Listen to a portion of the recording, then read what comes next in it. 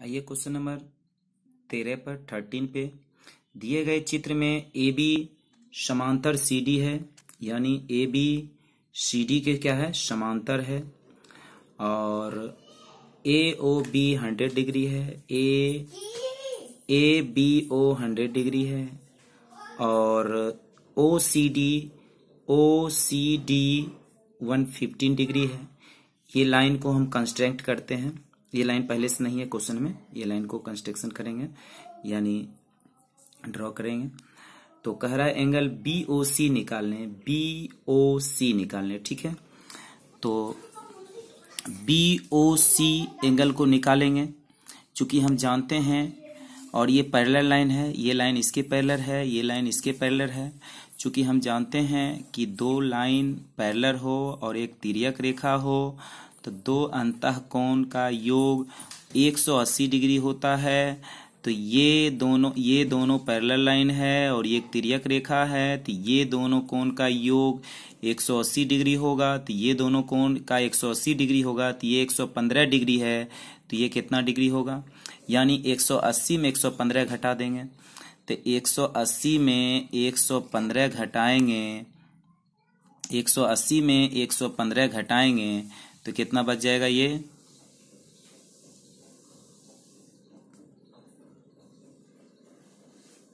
165 degree बच जाएगा। उसी प्रकार ये 100 डिग्री है, तो ये कितना होगा, चूंकि हम जानते हैं कि दो पैरेलल लाइन हो और एक तिर्यक रेखा उसको प्रतिच्छेद करता हो तो बने दो अंतःकोण का योग 180 डिग्री होता है, यानी ये दोनों कोण का मान 180 डिग्री होगा योग।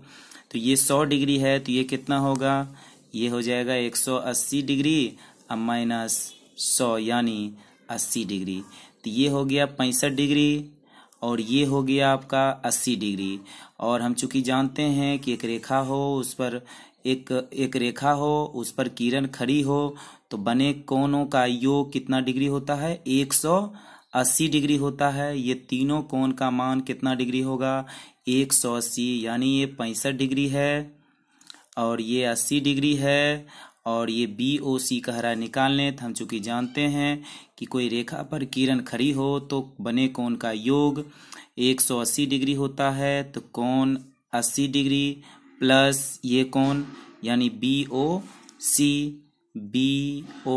सी प्लस 65 बराबर कितना हो जाएगा, 180 डिग्री, ठीक है।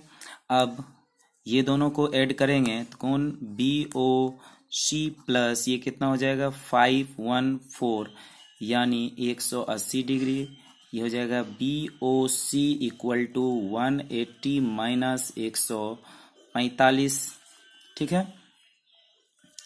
अब तो angle B O C angle कितना निकल जाएगा, 35 डिग्री, यानी ऑप्शन नंबर सी।